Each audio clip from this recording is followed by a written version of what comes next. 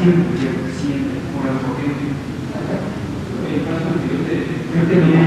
mejor. Sí. Buenas tardes.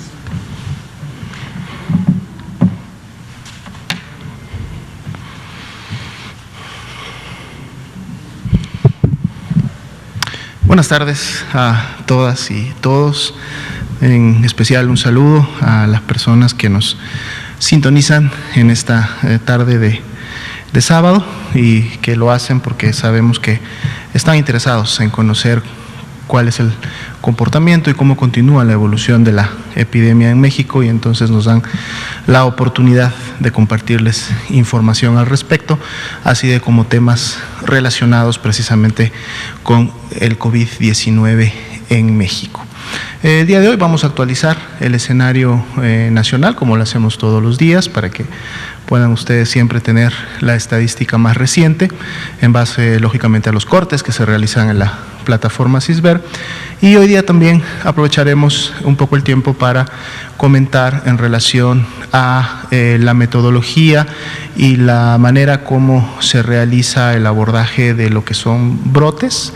un poco en el contexto general, pero lógicamente también enfocados a lo que ha sido hasta ahora la epidemia de COVID-19. Entonces vamos a iniciar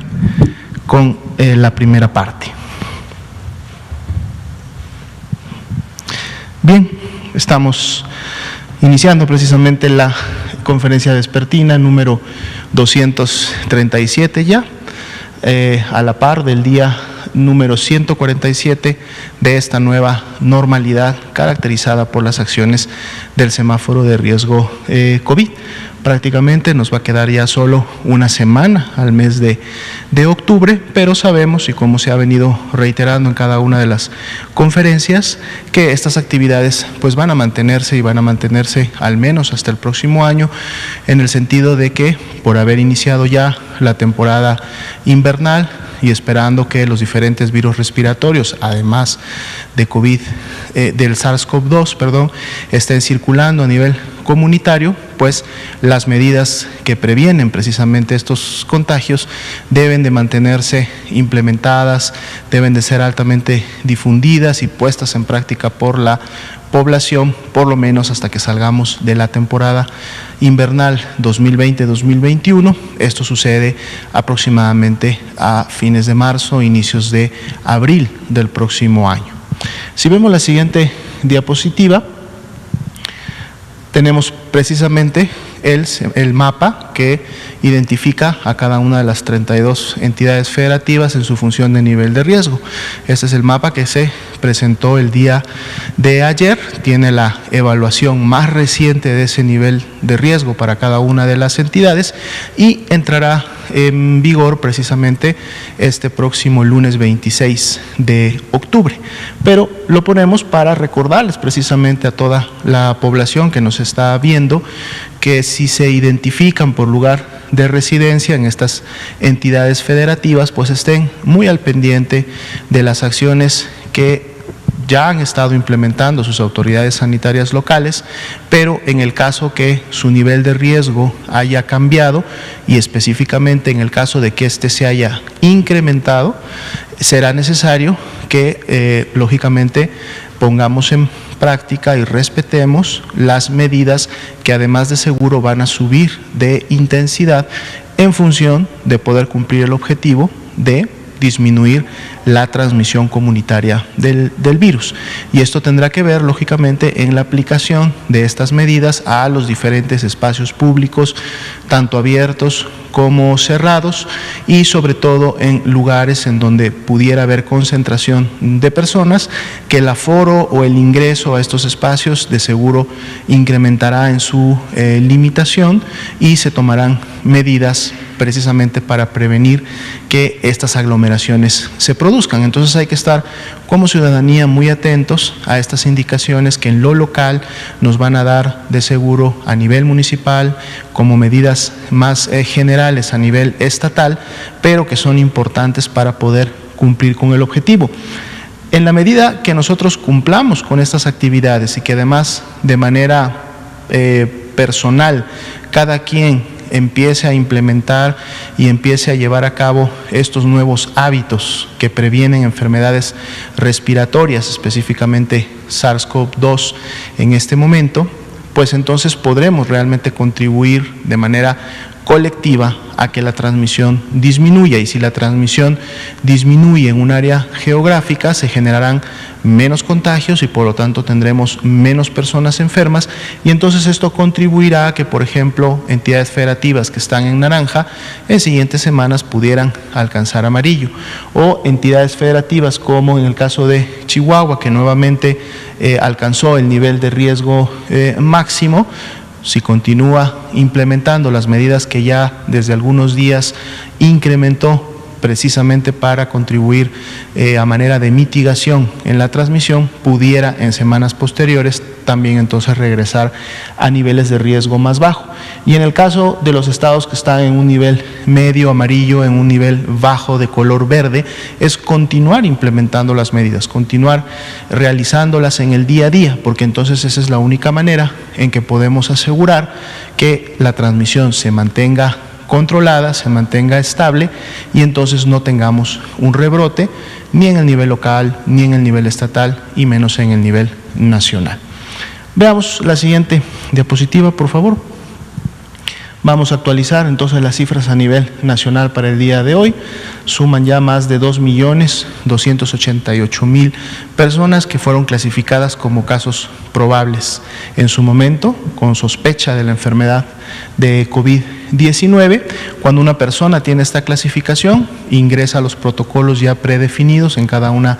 de las instituciones, de las entidades federativas. Estos son lineamientos federales, tanto para la vigilancia epidemiológica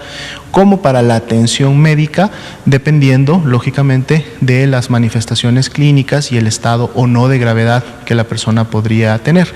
Muchas de ellas accesan a la toma de una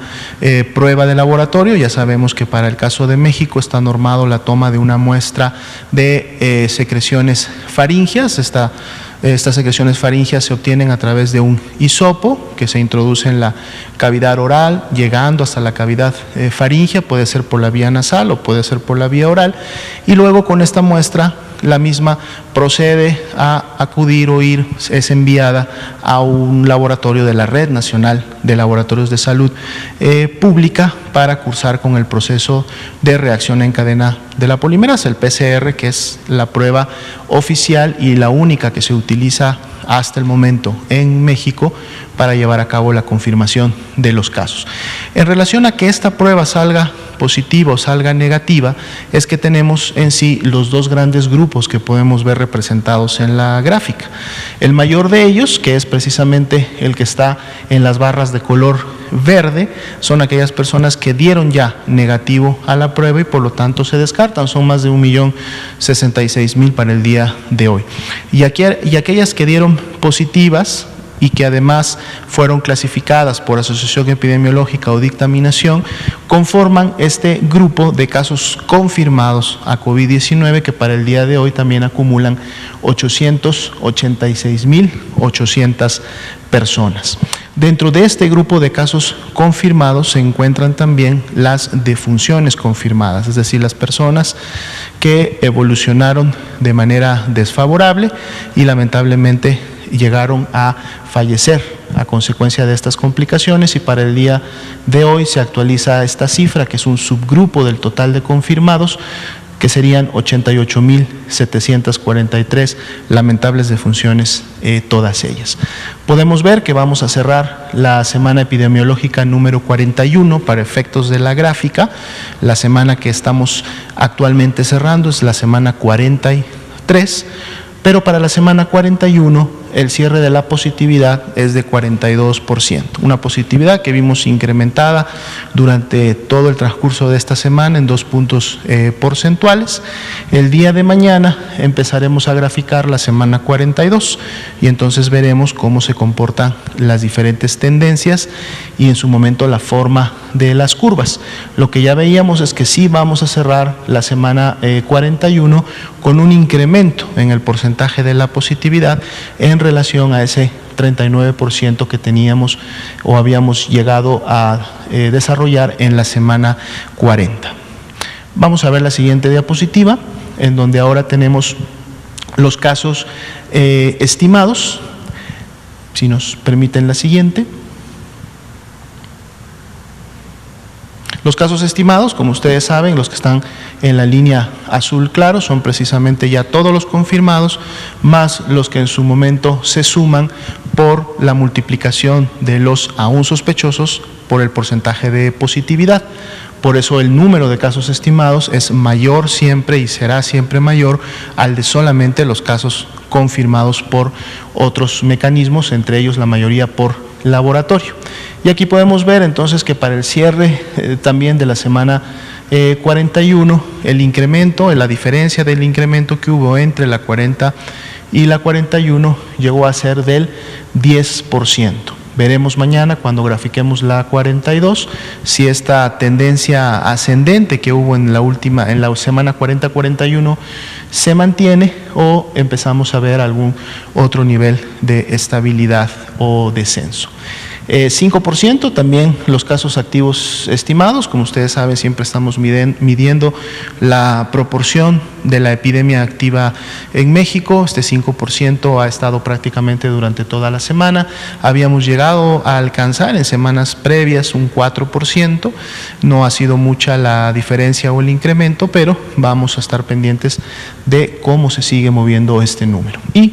recalcamos más de 646,000 personas que también se estiman son casos ya recuperados de COVID-19 en México. En la siguiente diapositiva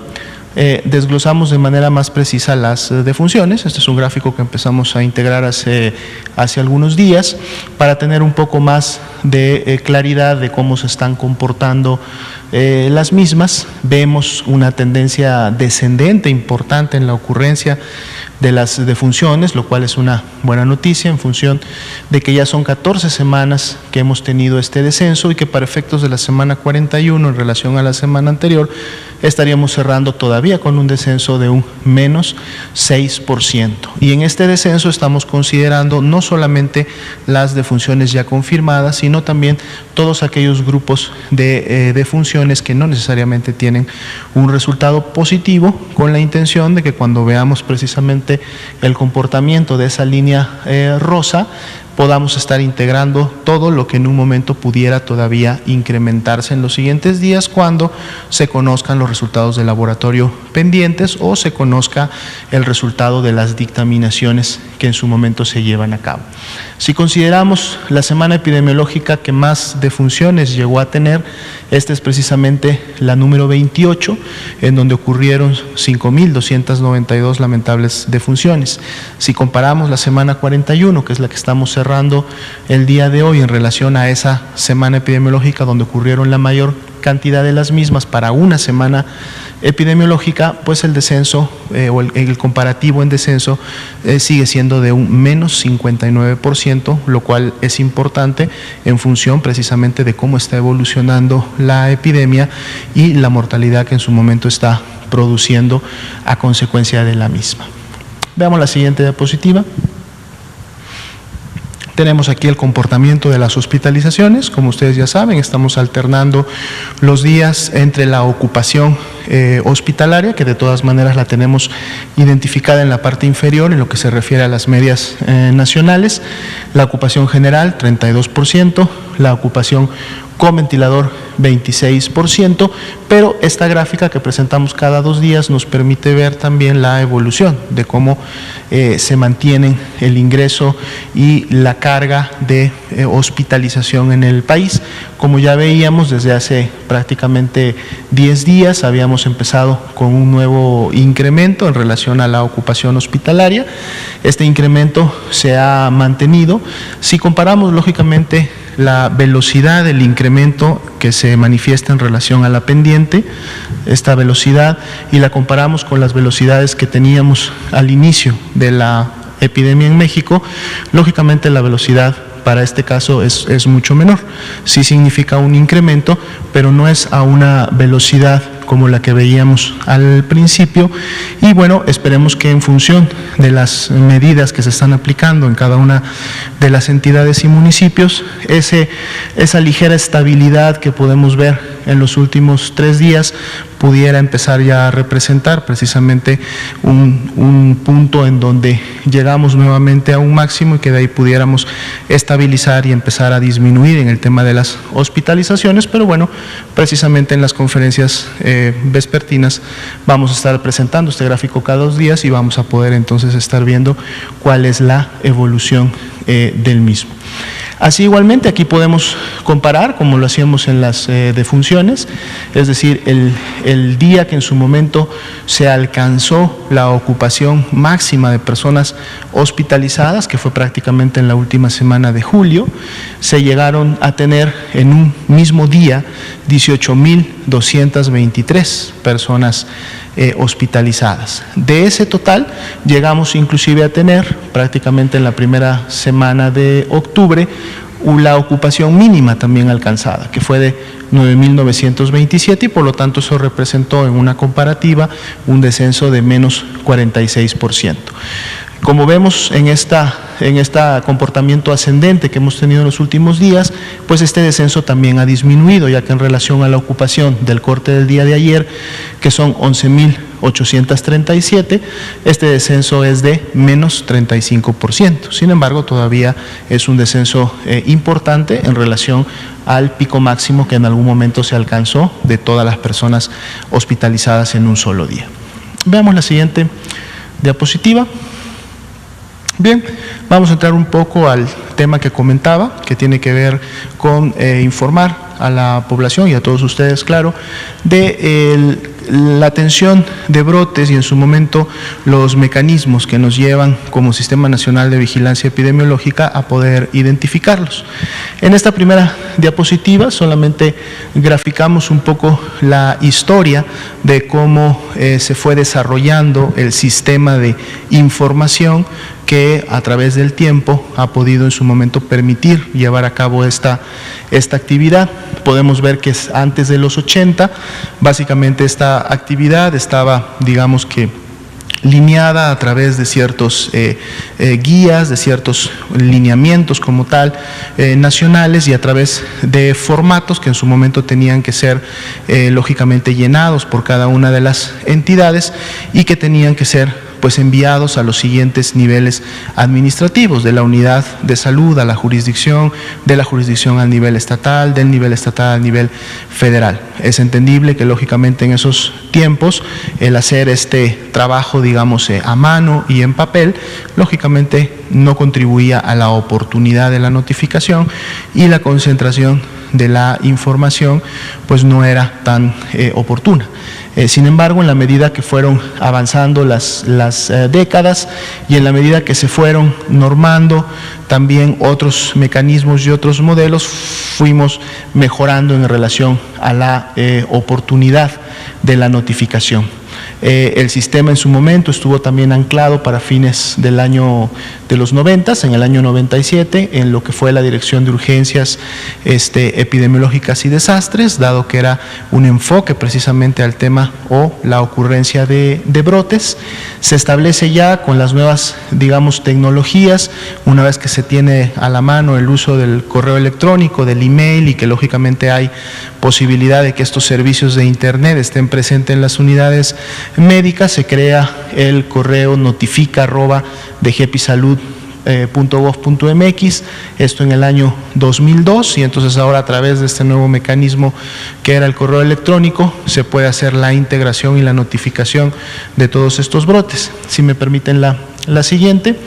Ya en años más recientes esto va evolucionando. La Unidad de Inteligencia Epidemiológica y Sanitaria desde el 2006 es la unidad que en su momento se encarga de estar revisando estas notificaciones, precisamente para en su momento identificar algún evento relevante o algo que pudiera estar poniendo en riesgo la salud poblacional y hacerlo conducente a través del alertamiento que debería de llevar acciones. Con la publicación en el 2007 de la última versión del Reglamento Sanitario Internacional, se incorporaron también a este sistema todas aquellas necesidades de información que tenían que ver con la notificación vía y a través de este Reglamento Sanitario Internacional a la Organización Panamericana de la Salud, a la Organización Mundial de la Salud, y también es la manera como lógicamente compartimos los países, tanto vecinos como en todo el mundo, la información que puede estar ocurriendo al interior de cada uno de ellos y que además es importante en funciones de riesgo. Y precisamente en el año 2011 se crea ya digamos un sistema de información basado en plataforma en línea, es decir, ya no con solamente un correo electrónico, sino ya se genera un sistema a través del cual una persona operaria, lógicamente, del Sistema Nacional de Vigilancia Epidemiológica, al tener una clave, al tener un password, podía llevar a cabo la notificación inmediata de este tipo de eventos, además con la ventaja de que la información, más allá de llegar pues en tiempo real, en función de que en el momento en que la notificaba y la capturaba ya estaba en todos los niveles administrativos disponible, se podían integrar toda una serie de variables que contribuían a la información, y es precisamente en ese año cuando se crea Notimet, como su nombre lo dice, notificación inmediata, que es lo que caracteriza precisamente, de acuerdo a las diferentes normativas, cómo debe de llevarse a cabo la notificación de los brotes cuando estos suceden, incluidos lógicamente el de los de COVID-19. Veamos la siguiente diapositiva. Aquí tenemos precisamente cuál es el objetivo, lo estábamos comentando, de manera oportuna, tener conocimiento de lo que puede estar ocurriendo, enfermedades de interés epidemiológico, esto quiere decir enfermedades que tengan un potencial, precisamente un potencial de poner en riesgo la salud de una comunidad, la salud de una población, y por lo mismo, lógicamente, en poder tener un comportamiento epidémico, ¿no? Lo cual por ejemplo, ha sido el tema de COVID-19, no solamente del componente nacional, sino también del componente internacional, todo esto con el mayor objetivo, que es, al tener la información, analizarla y emitir los principales productos informativos, pues que se puedan tomar decisiones para el control del mismo o la prevención en un momento determinado cuando esta es posible. Veamos la siguiente diapositiva. La normatividad está actualizada, la tenemos disponible en la norma oficial 017, la cual identifica de manera muy precisa cuáles son aquellas enfermedades y cuáles son aquellos eventos que en su momento son de notificación inmediata. Entre ellos están clasificados precisamente los brotes. Podemos ver que no deben de transcurrir más de 24 horas. Cuando una norma o un lineamiento dice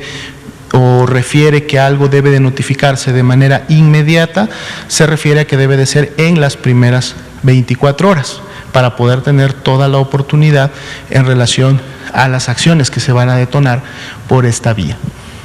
Vemos la siguiente, por favor. Bien, en el tema específico para esta noche, que es el tema de brotes por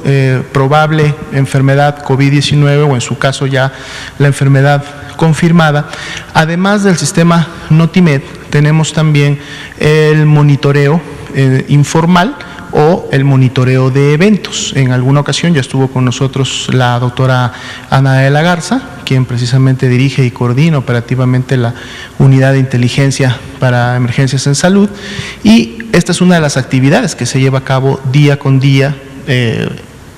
a toda hora, por cierto, en relación a estar monitoreando los diferentes medios de comunicación, redes sociales y otros sistemas que se clasifican para efectos del monitoreo como informales, en relación a que la información que de ahí se obtiene todavía tiene que ser verificada y por lo tanto validada a través de un sistema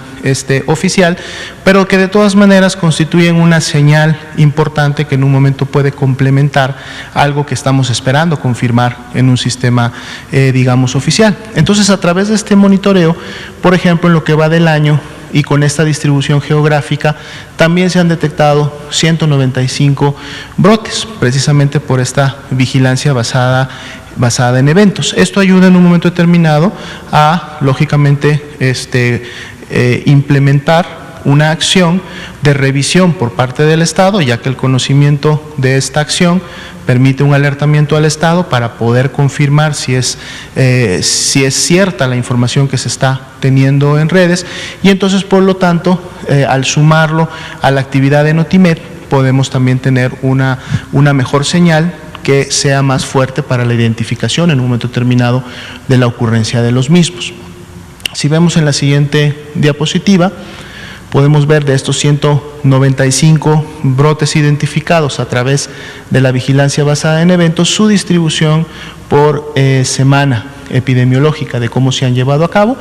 Podemos ver, nos llama mucho la atención, mediados de junio, que es la semana 25, y es cuando estábamos iniciando con la curva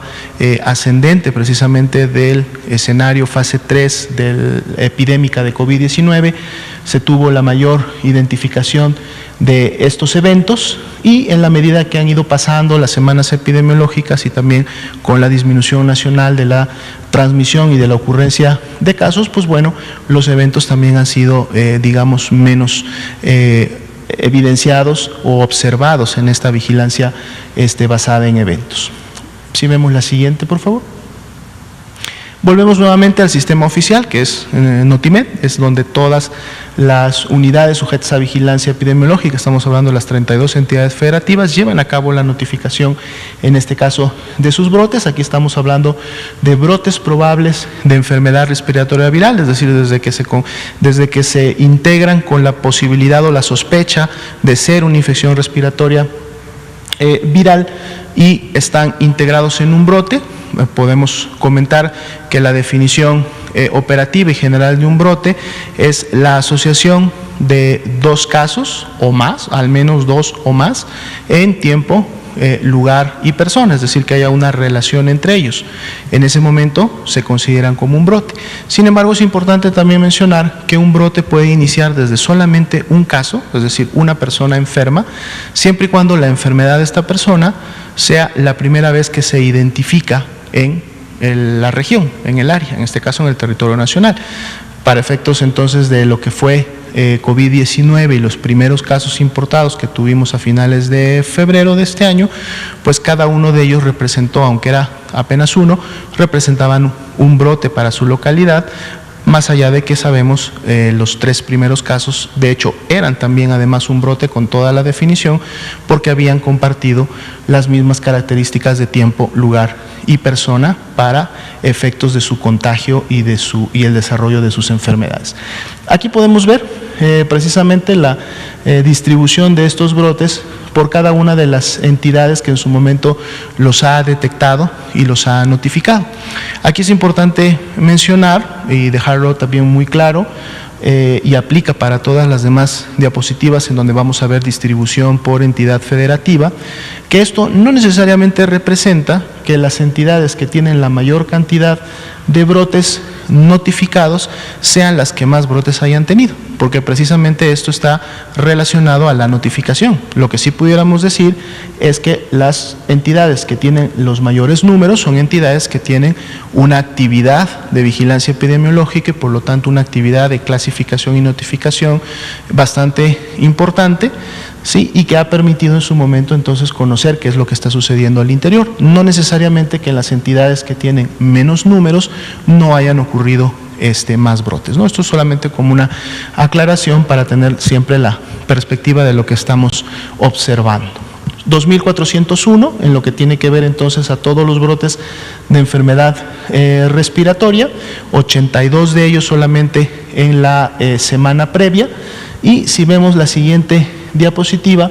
ajustamos ahora sí solo a los brotes que tienen la clasificación de probablemente ser COVID-19. No es una disminución importante, siguen siendo 2.299 y prácticamente la distribución por entidad federativa es similar a la que veíamos en la diapositiva anterior. Si vemos la siguiente lámina, basado precisamente en Notimed, y como les comentaba al principio, podemos recolectar toda una serie de características que vienen en el sistema de información que nos permiten entonces en su momento conocer dónde están ocurriendo estos brotes, qué personas son las que están siendo afectadas, cómo va su evolución. Y por ejemplo aquí podemos tener la distribución en función del sitio de ocurrencia. Y para marcar el sitio de ocurrencia está directamente relacionado con que la transmisión, ¿no?, o el mecanismo de transmisión, la fuente del contagio que originó el brote, en este caso de COVID-19, se encuentre precisamente en este lugar, más allá que después la dispersión o la continuidad de los contagios pudiera haberse dado en otros lugares. Entonces, los principales o los que vemos con mayor carga de brotes reportados son precisamente en el nivel comunitario, es decir, son los que ocurren fuera de los demás lugares que en su momento vemos a continuación. Le siguen los brotes intrafamiliares, estarían bastante explicados en función del mecanismo de transmisión que tiene el virus SARS-CoV-2 para generar la enfermedad de COVID-19, pues sabemos que precisamente al interior de un hogar, por la cercanía que tienen los integrantes de la familia, cuando uno de ellos se enferma, entonces es bastante probable que las demás personas al interior del domicilio también tengan el mismo o un riesgo mayor, de enfermarse. Por eso le siguen los brotes intrafamiliares. Tenemos también los intrahospitalarios, que es en donde en su momento se registra precisamente que la fuente de contagio pudo haber estado al interior de la actividad de un hospital. Los laborales, que tienen que ver precisamente con los lugares en donde las personas trabajan, y ya después con mucha menos intensidad, con mucha menos carga de cantidad de brotes, tenemos los reclusorios, los asilos, los albergues, algunos que se dieron en navíos, en este caso en barcos, en buques, y unos pocos también registrados en guarderías, de estos 2.299 hasta el momento notificados. Si vemos la siguiente diapositiva, ahora tenemos la distribución por semana epidemiológica de este total de 2.299. Podemos también ver que la gran mayoría de ellos, la intensidad de la notificación y ocurrencia de estos brotes se dio precisamente desde la semana 20, cuando íbamos incrementando la curva epidémica en México, y se han venido o han seguido presentándose, al menos en número. Esto lógicamente no refleja la magnitud, es decir, un brote podría representar la asociación de solo 2, 3 o 4 personas, o un brote podría significar en un momento la asociación de decenas de personas. Pero para efectos de la unidad del brote es un poco el comportamiento que ha tenido, y vemos también alguna tendencia descendente que empieza a ocurrir en la medida que vamos avanzando en las semanas epidemiológicas del año. Veamos la siguiente. Aquí tenemos la distribución por institución de notificación. Esto es un trabajo que hace todo el Sistema Nacional de Salud. Si bien es cierto, la Secretaría, y cuando hablamos de la Secretaría de Salud, hablamos también de los 32 servicios de salud estatales que actualmente operan en México, posterior a la descentralización de estos servicios, pues bueno, es la que podemos ver ha contribuido en la mayoría de esta notificación e identificación, seguido por el Instituto Mexicano del Seguro Social, y en menor cantidad las otras instituciones como son el IMSS, IMSS Bienestar y SEDENA. Vemos la siguiente. Distribución por grupo de edad. Congruente con lo que hemos observado en relación al comportamiento de la enfermedad en todo el país y en las subregiones, es precisamente el grupo de adultos en actividad profesional, es decir, adultos activos, que son los que en el día a día, la mayor cantidad de ellos están movilizándose para efectos de atender sus trabajos, sus fuentes de ingresos, etcétera, pues son los de 25 a 44 años, en donde se ha lógicamente concentrado la mayor presencia de los brotes notificados, seguidos de un grupo de 45 a 64, en donde todavía se considera una edad en donde la actividad laboral y del día a día todavía sigue siendo en muchos casos importante. Si vemos la diferencia por sexo, mujeres, hombres, realmente no es tan importante, es decir, no hay una diferencia, a pesar de que los hombres pudieran llevar un poco la delantera en alrededor de 2.000 de las personas identificadas en cada uno de estos brotes, que ese total representan 36.624 personas involucradas en estos un poco más de 2.200 brotes que hasta el momento hemos visto. La siguiente, por favor. Bien, esta sería la última diapositiva, la que quisimos también traer en el sentido de que esta notificación, como ustedes veían, podíamos tener la clasificación en el lugar donde se había producido el brote y por lo tanto esto también entonces contribuye a poder detectar los brotes que se pueden dar en los diferentes reclusorios, tanto federales como estatales en el país, y esto es un poco la distribución geográfica de la identificación y atención que se ha tenido de los mismos. Podemos ver que pues la gran mayoría de las entidades han llegado a tener al menos un brote y en su totalidad a nivel nacional han sumado 46. Este es un tema que se ha estado tratando, interviniendo y atendiendo desde las primeras semanas, no solamente a través de la emisión de un lineamiento específico para la atención de casos y brotes en este tipo de lugares, sino que también el Comando Central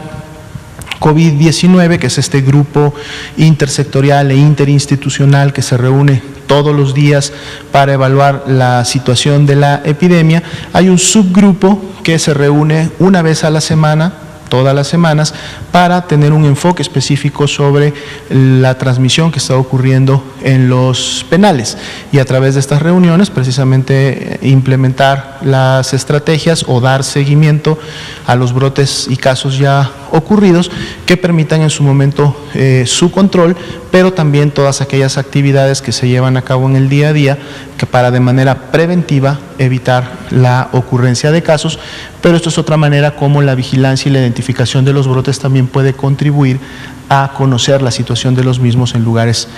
específicos. Bien, esta sería la actualización de la información nacional y un poco la comunicación del tema del estudio y seguimiento de los brotes de COVID-19 en el país. Y bueno, entonces ahora daríamos tiempo para responder preguntas por parte de ustedes. Empezamos, por favor, primero, seguimos de este lado. Buenas tardes, Iris Velázquez del periódico Reforma. Preguntarle cuál es el procedimiento en cuanto ustedes se enteran que existe un brote, a qué áreas pasa, etcétera, y si ha habido algún brote de COVID identificado por esta plataforma que les haya llamado la atención, qué acciones se han tomado y si nos puede ejemplificar con algún caso. Gracias. Claro, con mucho gusto. De hecho, similar a otros sistemas de información que tenemos en el Sistema Nacional de Vigilancia Epidemiológica,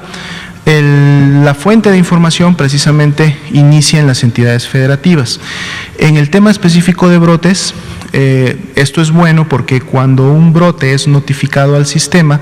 partimos entonces ya del hecho que la entidad federativa que lo está notificando tiene conocimiento del mismo. Pero dado que hay que cumplir con la normativa de la vigilancia epidemiológica, cuando una entidad se entera de la ocurrencia de un brote, debe de hacerlo del conocimiento de los siguientes niveles administrativos hasta llegar al nivel federal. Y esto es precisamente para poder iniciar con el seguimiento de lo que se hace a consecuencia de la identificación del brote. El primer paso es solamente la identificación, pero además es importante porque a través del conocimiento de sus determinantes y de lo que puede haber originado al mismo, viene toda una fase o siguientes pasos que tienen que ver con el estudio del brote y llevar a cabo todas aquellas actividades que, identificando las potenciales o confirmadas fuentes de contagio, lleven entonces a su control y así entonces evitar que en un momento determinado un brote continúe dispersándose o continúe produciendo más casos. Entonces, en relación a la primera pregunta, prácticamente la acción de la atención es inmediata por parte de la misma entidad federativa que lo reporta. Hay que recordar que si hablamos de un nivel estatal, el nivel estatal normalmente también funciona como un concentrador local, regional, de la actividad que está ocurriendo en las unidades. Todavía tenemos un siguiente nivel administrativo dentro del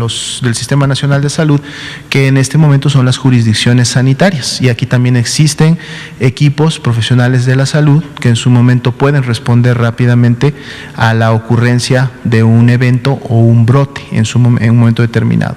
Lógicamente, dependiendo de la magnitud del brote, es decir, de la cantidad de personas que integran el mismo y por lo tanto de la magnitud que va a requerir también la respuesta, pueden ser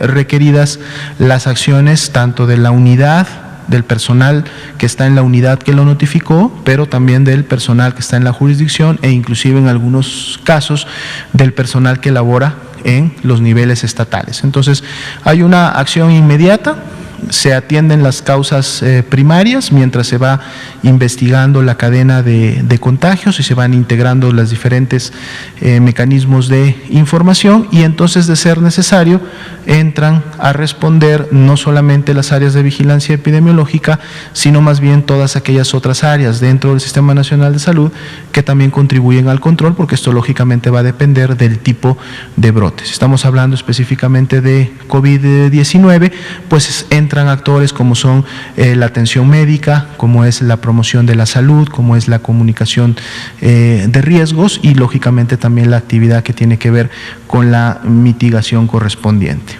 De los brotes que hasta el momento se han presentado en relación a la segunda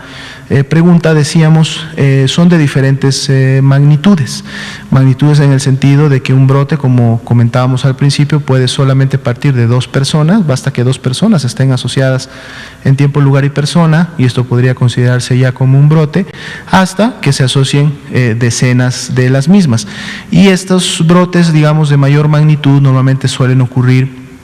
en ambientes laborales, en donde precisamente son también un número importante las personas que laboran en el día a día. Puede darse en ambientes también comunitarios, como en un momento determinado pudieran ser algún mercado, pudiera ser en su momento algún lugar dentro de la comunidad que en su momento logra, integrar toda una serie de personas que lógicamente, al estar interactuando entre ellas en un mismo espacio, llevan a este tipo de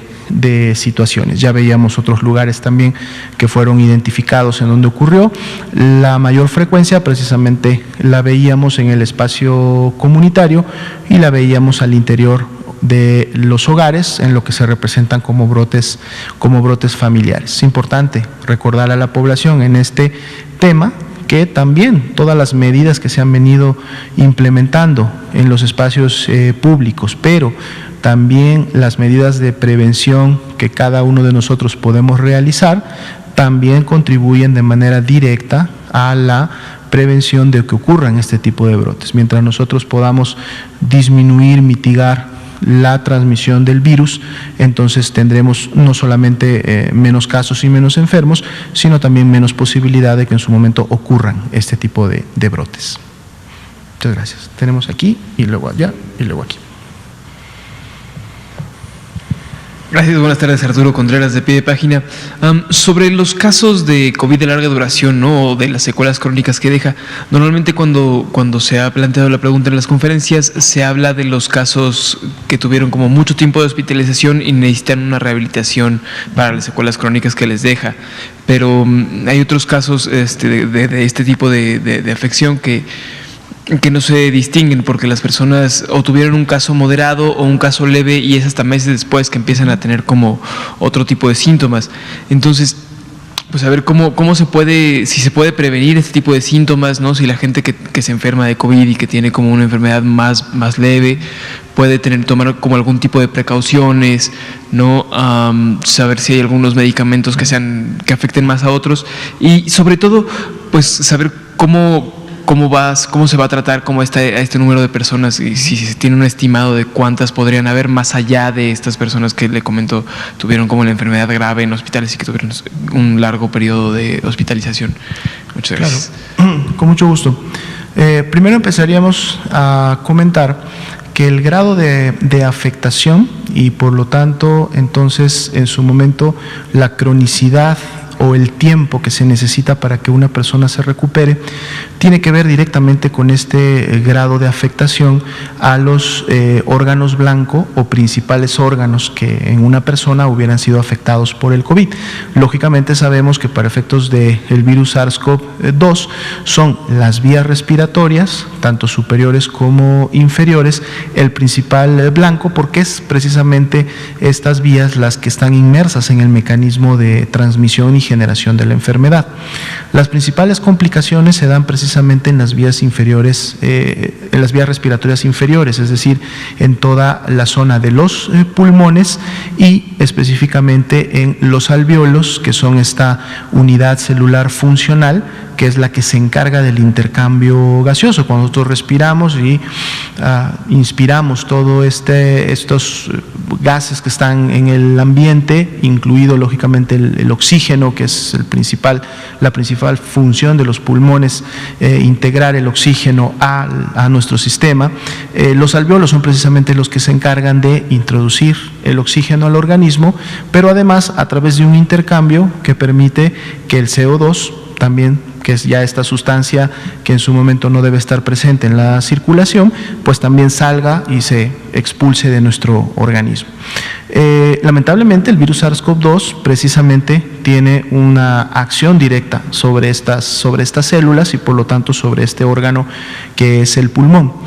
En la enfermedad leve, precisamente como su nombre lo dice, al expresar menos sintomatología y muy probablemente casi en la enfermedad leve, la afectación ser más en las vías respiratorias superiores, por lo tanto la enfermedad se parece más a un catarro o a una gripa que tenemos en invierno y no a una neumonía, ¿no? O neumonitis, que en su momento sería la afectación de la vía respiratoria inferior. Entonces la recuperación puede ser más rápida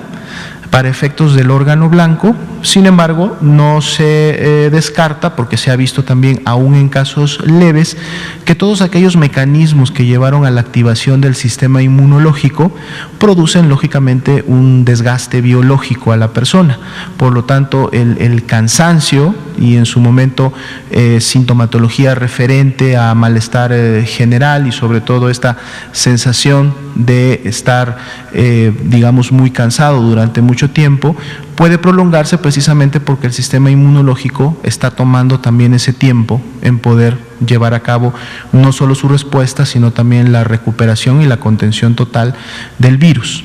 Donde podemos esperar las mayores complicaciones y por lo tanto un alargamiento no solo de la presentación clínica de la enfermedad, sino también su rehabilitación, es precisamente en los casos graves. Son aquellas neumonías en donde además, cuando se interrumpe ese intercambio gaseoso del que acabamos de mencionar, entonces también viene una afectación más interna, en donde otros órganos, especialmente los riñones, pueden también ser afectados por estos cambios fisiológicos que hay en el organismo producto de la enfermedad. Mientras más grave la enfermedad, pueden haber otros órganos también que se afecten, como el hígado, como el cerebro, como una consecuencia. Entonces, es realmente tiene que ver los tiempos, no hay un tiempo predefinido o específico solamente para COVID-19, sino que en la medida de que más órganos se afecten y dependiendo cuáles son estos órganos que se están afectando, entonces el proceso de curación será más prolongado y de seguro se requerirán muchos o diferentes tipos de mecanismos de rehabilitación para que la persona pueda favorecerse en volver nuevamente a recuperar las funciones biológicas y fisiológicas que esos órganos tenían. Algunos órganos no se recuperan tan rápidamente como otros. La piel, por ejemplo, ¿no? En un momento determinado sabemos que si tenemos una herida o la misma descamación que día con día se produce, es muy rápida. Las células de la dermis, de la epidermis se están reproduciendo prácticamente en 24 horas. No así otras células más especializadas, como precisamente son las de los pulmones, como son las neuronas en el cerebro, como serían en su momento las células del riñón. Toman más tiempo en volverse a generar, en volverse a producir y volver a retomar sus funciones. Ya se comentaba la semana pasada y estamos ya haciendo todas las coordinaciones correspondientes en relación a este tema específico de la rehabilitación. Vamos a tener un componente temático muy pronto, donde los principales actores de la rehabilitación en general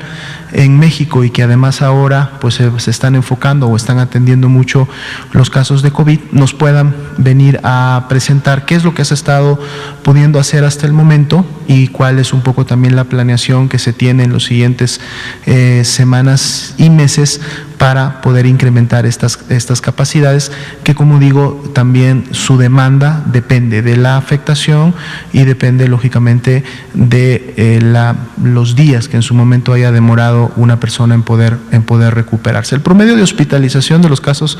de COVID graves en México ha estado alrededor de los 20 días. Esto no deja que hay personas que han estado hospitalizadas inclusive más del mes, pero en promedio una persona grave que se recupera y que finalmente alcanza la mejoría y es dada de alta ha estado alrededor de los 20 días. Y en el caso de la sintomatología leve, pues bueno, sabemos que los síntomas normalmente duran alrededor de 5 o 6 días, una semana en la mayoría de los casos leves, y luego resuelven en la mayoría de ellos felizmente sin dejar muchas secuelas. Entonces, dependiendo también de esto, será lógicamente la cantidad o la necesidad de servicios de rehabilitación que se puedan tener. Gracias. Habíamos concedido.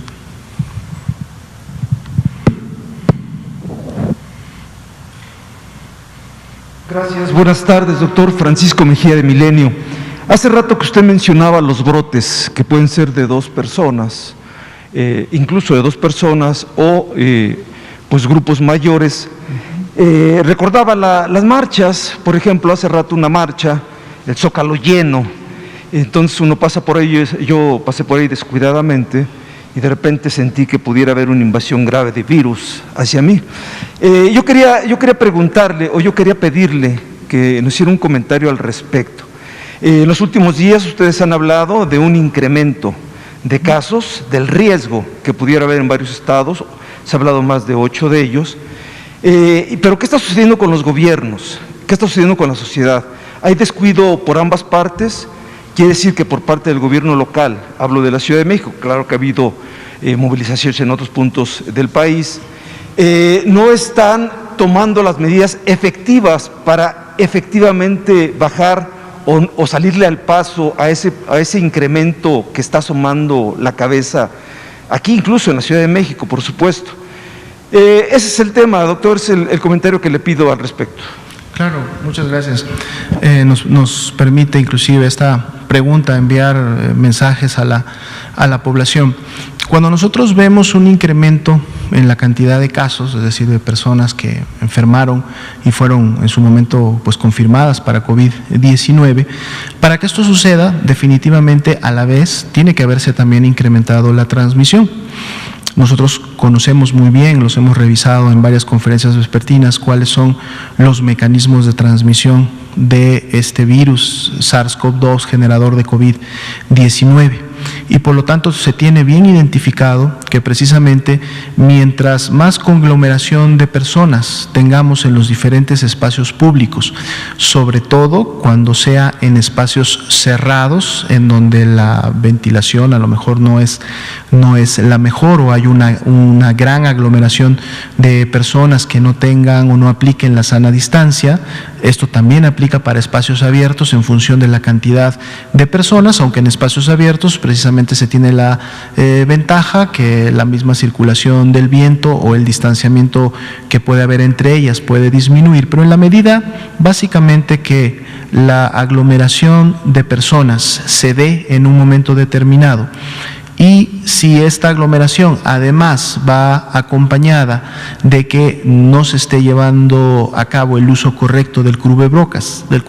que es precisamente el que se recomienda en este tipo de acciones que la población puede llevar a cabo, que no exista la sana distancia. Está de más decir que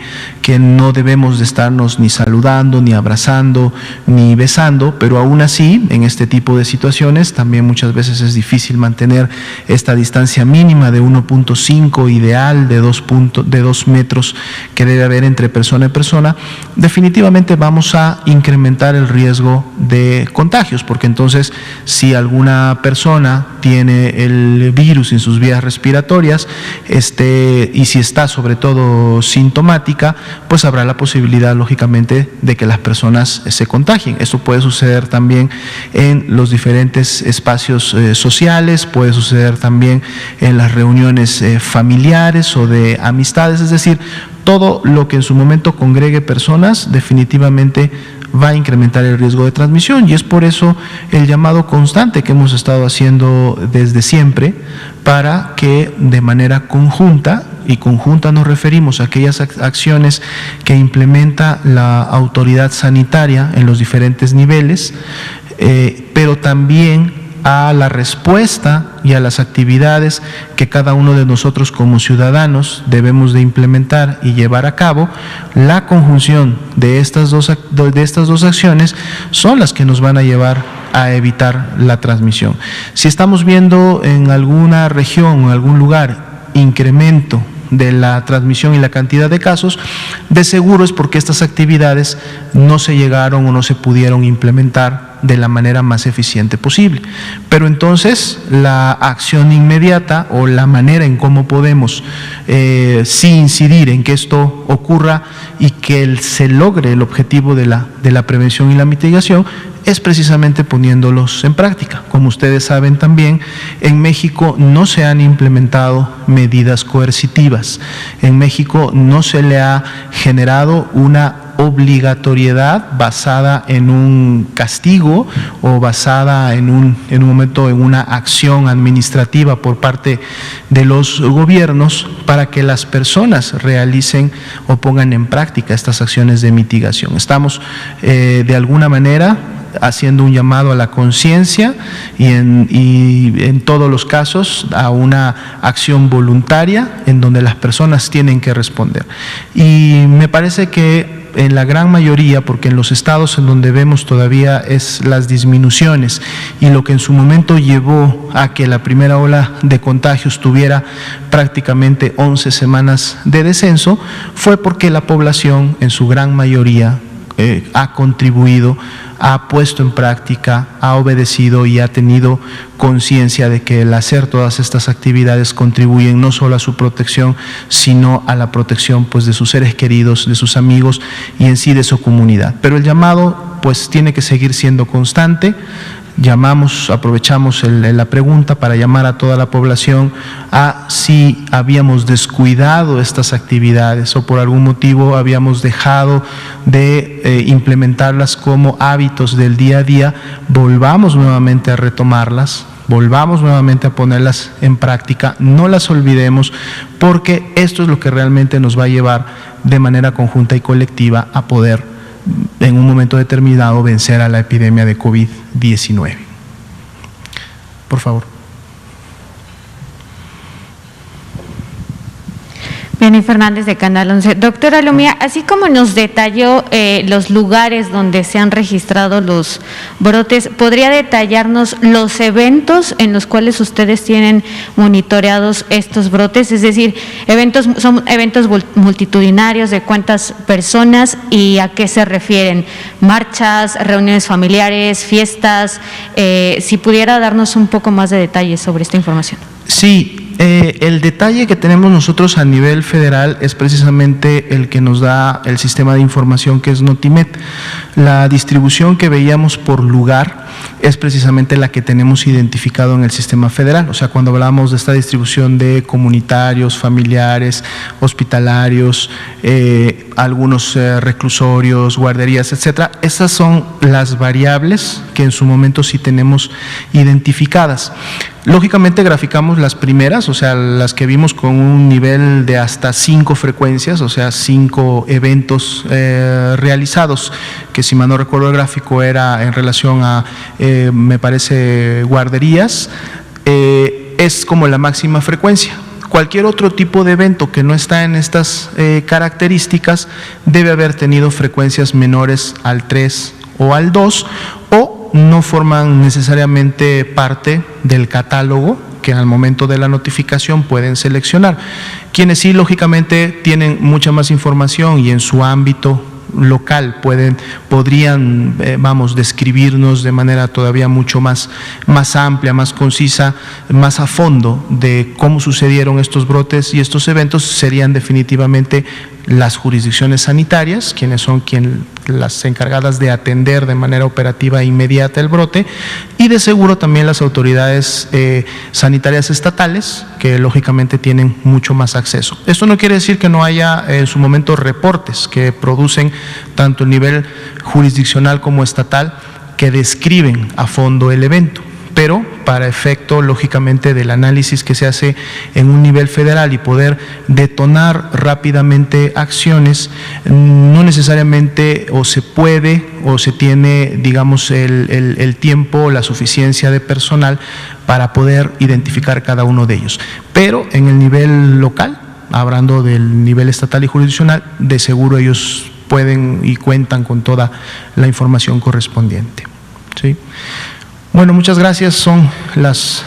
8 de la noche. Daríamos por terminada la conferencia vespertina del día de hoy y pues podríamos nuevamente volver mañana a seguir atendiendo preguntas y dando más información. Muchas gracias a todos.